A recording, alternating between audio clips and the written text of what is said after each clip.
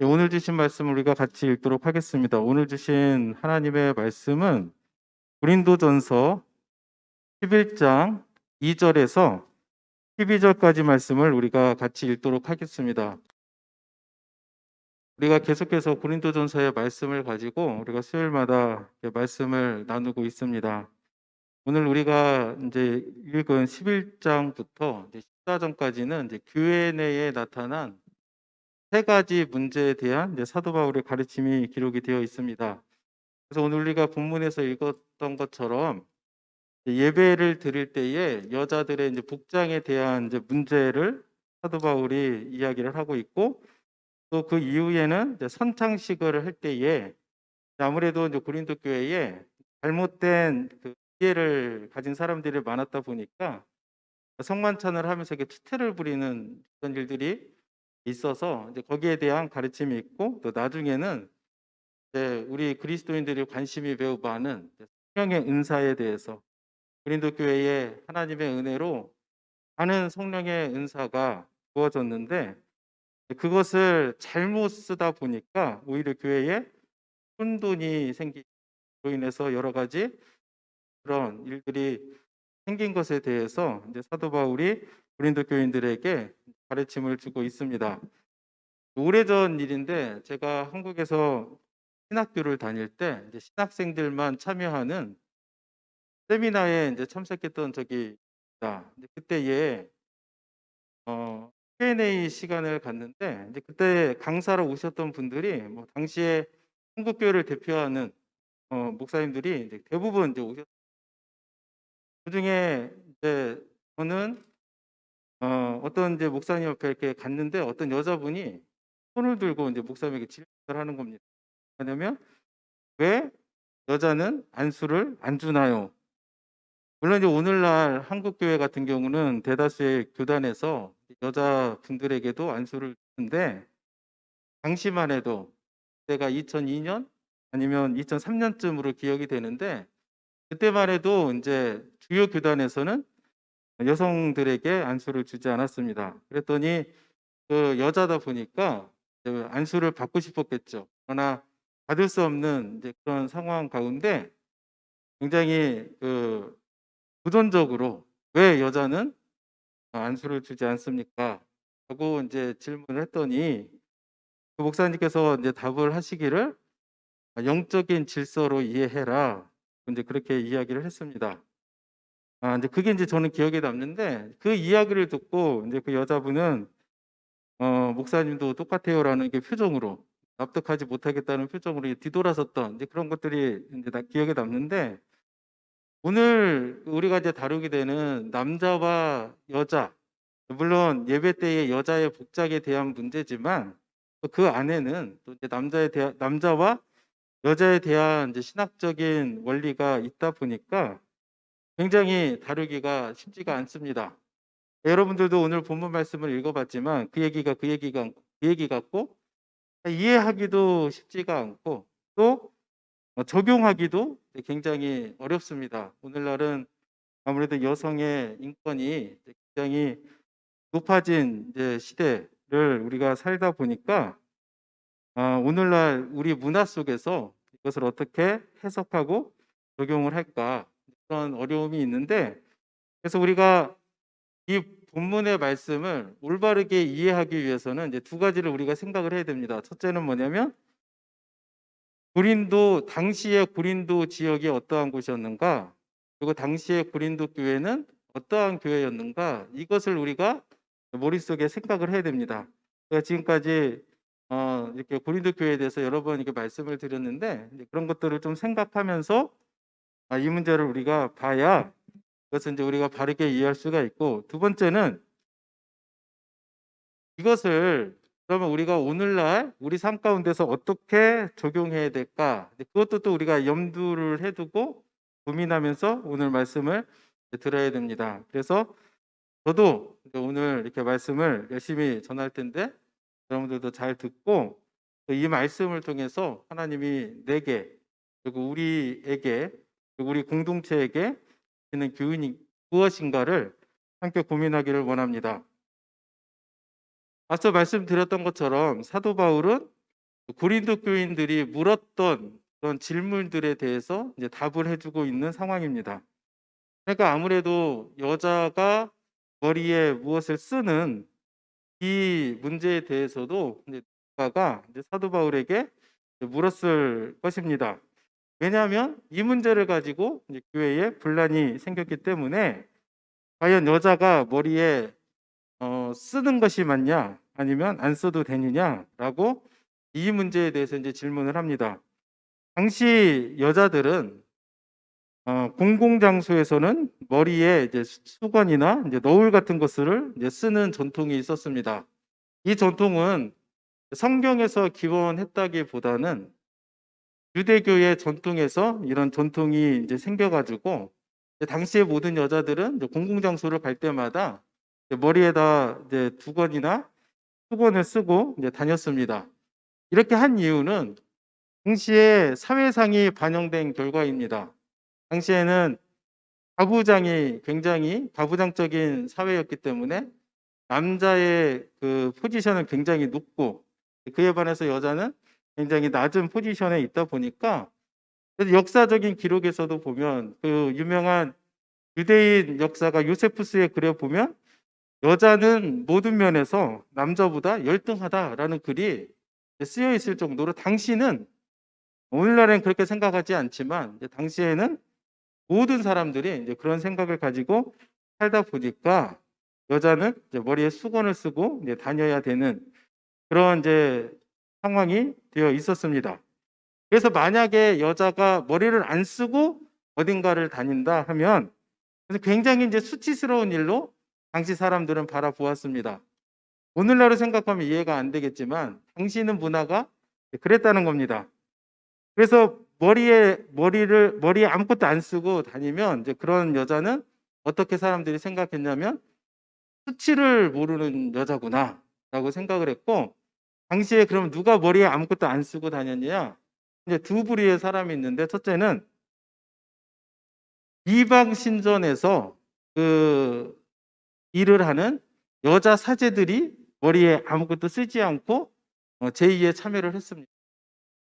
그리고 또 누가 이렇게 머리에 안 쓰고 다녔냐 하면은 당시에 공을 파는 여자들이 머리에 아무것도 쓰지 않고 이렇게 다녔었다라는 것을 우리가 이제 그 다른 이제 역사를 통해서 알게 되는데 문제는 고린도 교회에도 지난번 여러 번 말했지만 당시에 어떤 사람들이 있었냐면 나는 이미 구원받았기 때문에 내 육체는 아무거나 해도 괜찮다. 그래서 그들은 뭐라고 외치냐면 모든 것이 가하다라고 외치면서 나는 이미 구원받았기 때문에 그런 그 양심의 가책이나 없이 나는 이제 자유하다라고 하는 잘못된 이제 생각에 빠지면서 머리에 쓰는 것조차도 어느 순간 머리에 쓰지 않고 이렇게 예배를 하다 보니까 앞서도 말했지만 고린도 교회는 여러 분파들이 있었는데 머리에 안 쓰고 다니는 것들이 이제 마음에 이제 부담이 되거나 이제 상처가 되는 분들은 그래도 되는가 이래도 되는가라고 하면서 분란이 생기고 그로 인해서 고린도 교회 그 성도들과 사도 바울 사이에 서신으로 왕래를 하면서 이런 문제에 대한 이제 질문을 하다 보니까 사도 바울이 이제 그것에 대해서 답을 주는 것이 오늘 본문의 배경이 됩니다. 그래서 이 여자가 예배를 드릴 때 머리에 써야 되느냐 말아야 되느냐라는 것에 대해서 사도 바울은 뭐라고 얘기하냐면 2절 말씀을 보면 너희가 모든 일에 나를 기억하고 또 내가 너희에게 전하여 준 대로 그 전통을 너희가 지킴으로 너희를 칭찬하노라.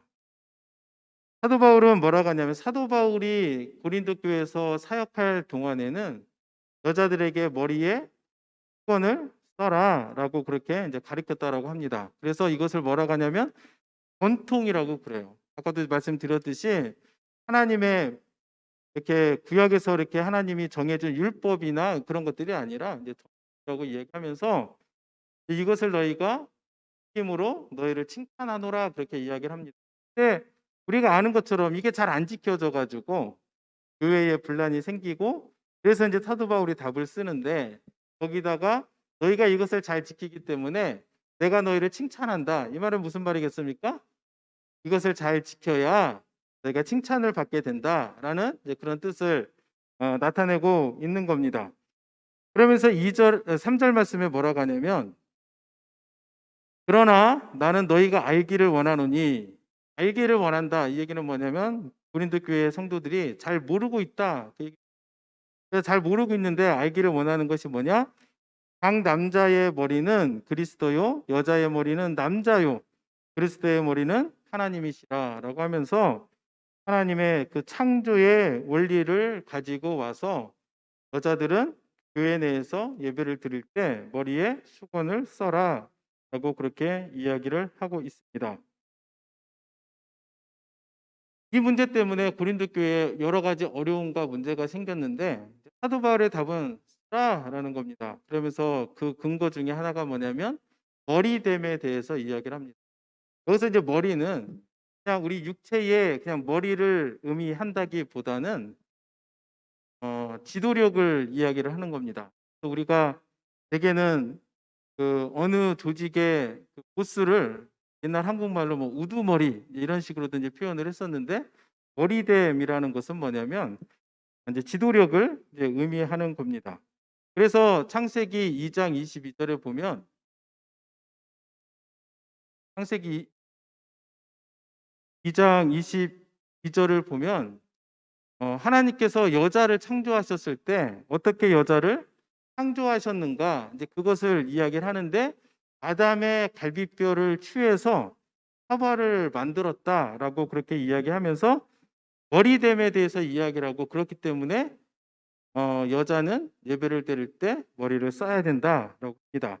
그래서 이 말씀을 통해서 이때부터 그 이후에 나오는 이 말씀을 통해서 성경이 말하는 남자와 여자는 과연 어떤 관계인가라는 것을 우리가 분명히 알아야 됩니다. 복음주의적인 그 신학자들은 이제 거의 대부분 동의하는 것 중에 하나가 뭐냐면 남자와 여자는 본질적으로 같다라는 겁니다. 같다. 얘기는 뭐냐면 그 밸류가 같다라는 거야. 그러니까 우리가 보통 뭐 남자는 귀하고 여자는 천하다 이런 말은 맞지 않는다는 겁니다. 하나님께서 남자와 여자를 창조하실 때 똑같이 만드신 거예요.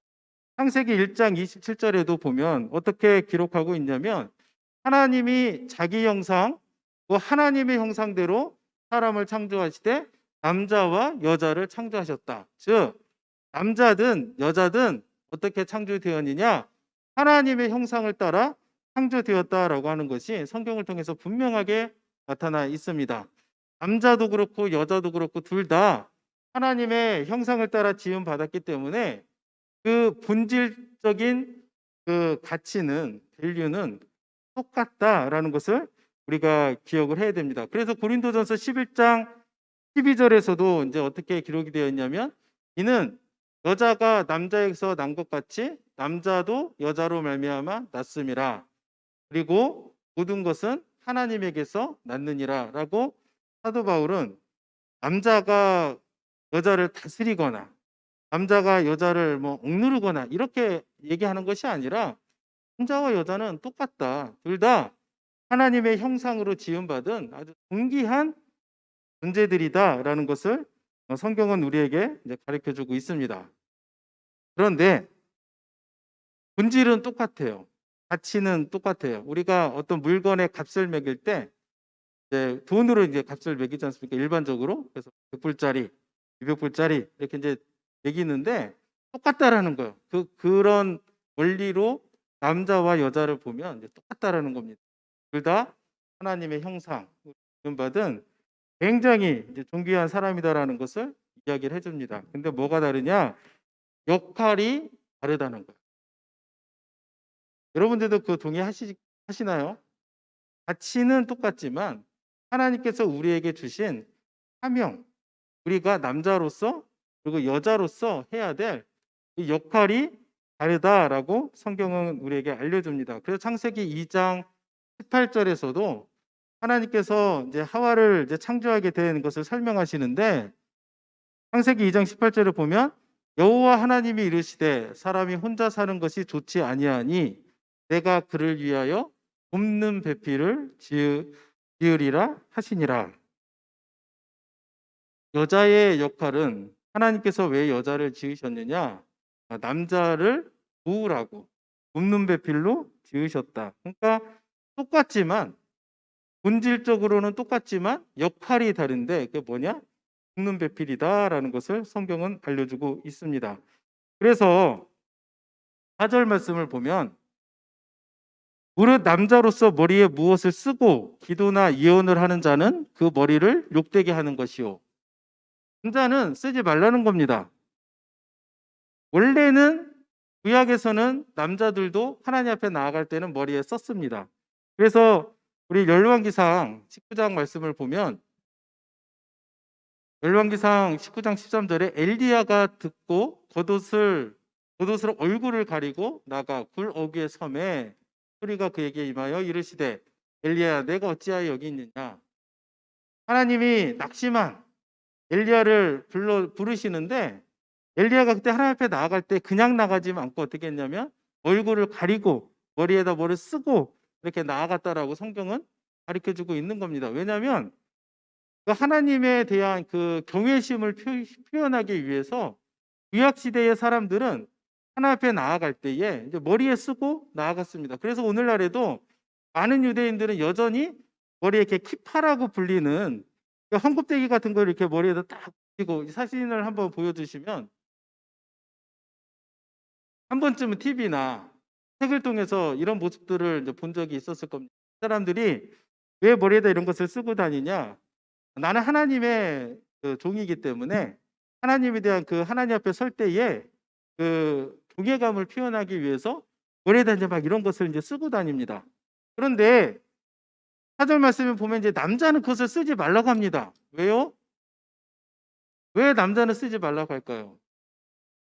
남자를 향해서 이제 쓰지 말라라고 하는 것은 뭐냐면 이미 예수 그리스도의 구속으로 말미암아서 우리가 새로운 삶과 새로운 역사를 써 나가기 때문에 이제 남자는 쓰지 않아도 된다라고 그렇게 가르치고 있는 겁니다. 그래서 이를 좀 더 자세히 설명하면 고린도후서 3장 18절 말씀을 보면 우리가 다 수건을 벗은 얼굴로 거울을 보는 것 같이 주의 영광을 보매 그와 같이 형상으로 변화하여 영광에서 영광에 이르르니 곧 주의 영으로 말미암음이니라. 구약 시대는 하나님 앞에 나아갈 때에 얼굴을 가리고 나아갔지만 신약 시대는 우리가 어떻게 나아가야 되느냐? 이미 예수 그리스도의 공로로 인해서 우리는 다 이렇게 주님 앞에 나아갈 수 있는 그런 은혜를 우리가 입었습니다. 그렇기 때문에 우리가 해야 될 것은 뭐냐? 주님 앞에서 얼굴을 가리는 게 아니라 주의 영광을 바라보면서 우리도 예수님처럼 그 영광을 따라 그분과 같은 형상으로 변화해 나가는 것이 우리가 새롭게 해야 될 일이다라는 것을 사도 바울은 가르쳐주고 있는 겁니다. 그래서 사도 바울은 뭐라고 하냐면 남자는 쓰지 마라. 그런데 여자는 어떻게 해야 되는가? 5절 말씀을 보면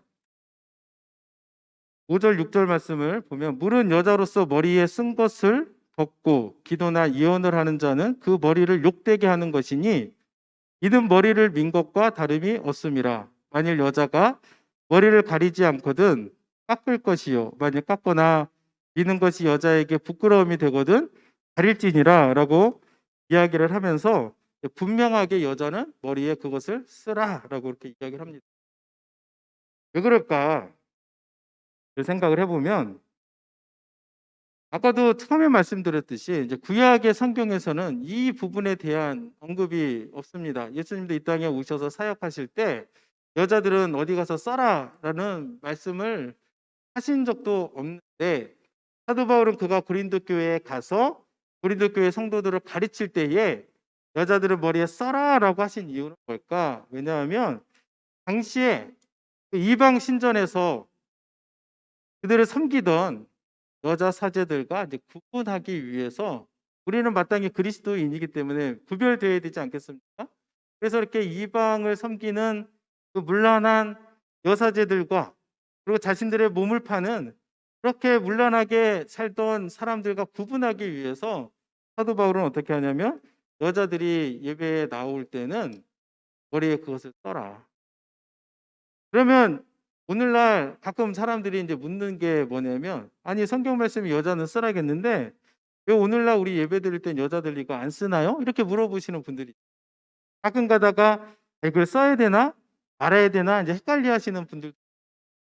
그렇다면 사도 바울이 왜 여자들이 이것을 써야 되느냐라고 말했으면, 당시의 문화가, 고린도 지역이, 고린도 교회의 상황이 그랬기 때문에 그 사람들과 다르게 구별하기 위해서, 차별성을 보이기 위해서 쓰지 말라고 했다면, 오늘날에는 그걸 써야 되겠습니까? 쓰지 않아도 되겠습니까? 쉽게 답이 나오잖아요. 오늘날에는 안 써도 되는 이유가 거기에 이제 이유가 있는 겁니다.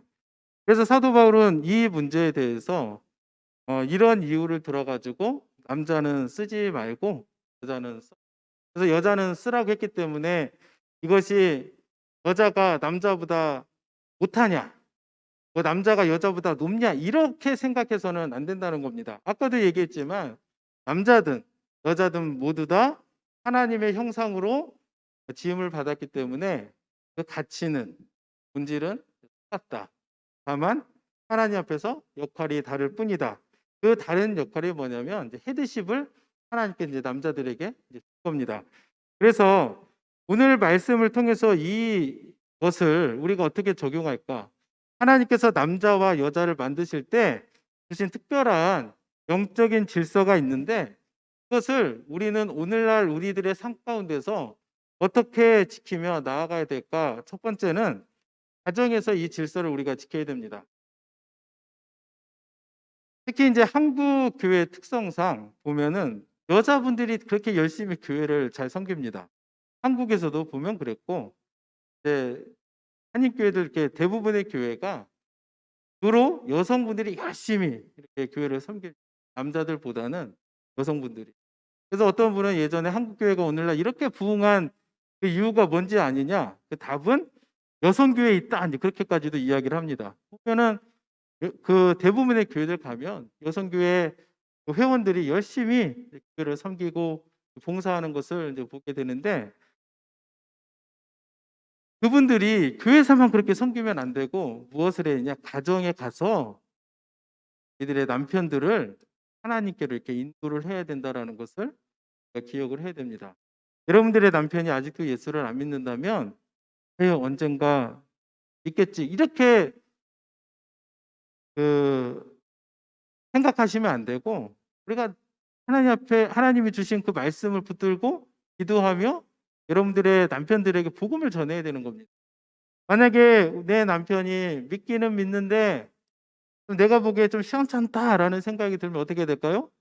열심히 하나님의 말씀을 가르치고 남편이 하나님의 말씀 배우는 곳에 가게끔 이렇게 도와주고, 또 할 수 있다면 같이 말씀도 나누고 해가지고 이 가정의 남편들이 하나님 앞에서 바로 설 수 있도록 우리가 노력을 해야 되고, 이 원리가 가정에서 살아나서 하나님이 주신 질서가 회복되어야 된다라는 것을 우리가 기억을 해야 됩니다. 두 번째 우리가 지켜야 될 질서는 교회 안에서 질서가 지켜져야 됩니다. 그래서 우리 교회마다 가지고 있는 이렇게 팔럿이나 교회 헌법이나 이제 그런 것들이 있는데, 그런 것들을 잘 지켜 나가야 됩니다. 우리가 생각을 해보면 사도 바울이 여자들이 이것을 쓰는 것에 대해서 쓰라라고 했는데, 그 중에 어떤 사람이 난 못 쓴다 라고 계속 안 쓰고 막 다니고 막 교회에서 막 행동하고 하면 우리가 무슨 일이 생기겠습니까? 그것이 불편한 사람들이 있을 거 아니에요. 아니 저렇게 써도 되나? 우리가 앞서 8장에서부터 이렇게 보았지만 고기를 먹는 문제에 대해서 사도 바울은 뭐라고 합니까? 먹어도 되고 안 먹어도 되는 문제지만 내 연약한 형제가 그것 때문에 걸려 넘어지지 않도록 조심하라라고 그렇게 이야기를 합니다. 왜냐하면 그 사람도 예수 그리스도의 피값으로 구원받은 하나님의 귀한 사람이기 때문에 내 연약한 형제가 실족하지 않도록 조심하라는 겁니다. 그래서 본인도 나 때문에 누군가가 실족한다면 나는 고기를 먹지 않겠다라고 다짐하고 결단하는 것을 우리가 보았다면, 우리가 이 말씀을 통해서 교회 내에서 질서를 회복하는 방법은 교회의 팔럿이나 룰을 잘 지켜서 간혹 가다 보면 나만 괜찮으면 된다라고 말하시는 분들이 있는데 안 되는 겁니다. 하나님이 기뻐하시는 건 뭐냐면 공동체가 그리고 교회의 덕을 세우는 것을 하나님이 기뻐하는 거지 그 맘대로 하는 것을 하나님은 절대 기뻐하지 않습니다. 우리가 믿음 생활하다 보면 때로는 억울한 일 당하기도 합니다. 그러면 가장 그 속 시원한 방법은 뭐예요? 다 얘기하는 거죠. 다 얘기하는 거. 그러면 막 속이 시원한데 무슨 일이 생기냐? 그것 때문에 또 누군가가 실족할 수가 있는 거예요. 그렇기 때문에 우리가 교회 안에서도 이 하나님의 영적인 질서를 우리가 생각한다면 조금은 참을 필요도 있는 거예요. 우리가 억울한 사람을 이야기하자면 가장 억울한 사람이 누구겠습니까? 예수님이죠. 예수님이 그들 종교 지도자에게 잡혀서 빌라도 앞에 가서 재판을 받는 그 모든 과정을 한번 생각해 보시길 바랍니다.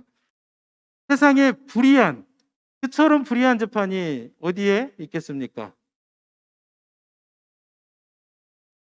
그렇게 불의한 재판을 받는 데에도 성경이 예수님에 대해서 뭐라고 말씀하시냐면 잠잠했다라는 겁니다. 도살장에 끌려가는 어린 양처럼 잠잠했다. 그래서 우리가 지켜야 될 원리가 무엇이냐? 가정에서 우리들의 남편이 하나님의 사람을 올바르게 서도록 여러분들이 도우시길 바랍니다. 그리고 두 번째는 교회 안에서 영적인 질서를 잘 지켜서 주님의 몸된 이 교회가 건강한 교회, 온전히 하나님께서 우리에게 주신 그 사명을 잘 감당할 수 있는 그런 힘 있는 교회가 될 수 있도록 여러분들이 협력하시면 하늘에 계신 우리 하나님께서 기뻐하시고 또 여러분들 가운데 크신 은혜로 세워주실 줄로 믿습니다. 함께 기도하겠습니다.